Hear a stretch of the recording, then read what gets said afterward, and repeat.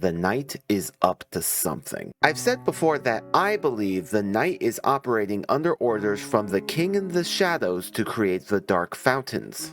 This is all for my theorized plot to use our pacifism against us to have the maximum number of Darkeners possible, for whatever purpose the King in the Shadows has in store for them, and making the finale all the more difficult for us, the player. All that being said, what is the Knight doing in the Dark Worlds? We know that the Knight has made their presence known in both the previous Dark Worlds, only slightly with Jevil, but even more so with Spamton. These two Darkeners have interacted directly with the Knight and were forever altered as a result. This begs a couple of questions, but we'll focus on just one here.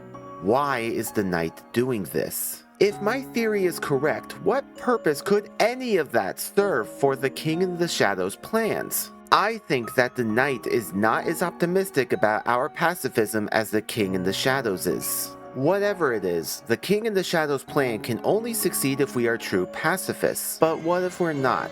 The Knight is acting on his own to come up with a contingency plan. If we wind up being psychopaths, he needs a backup plan to accomplish the mission.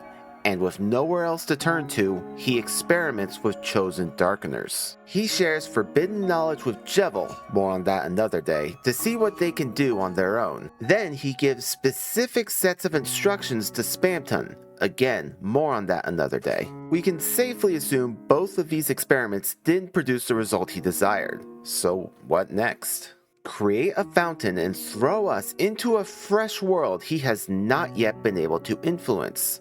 Perhaps what he's failing to do by design, we can do by accident. This is why I think the last frame of Chapter 2 is the Knight giving us back control. We are the experiment now. We can't know for what yet, but it's very clear that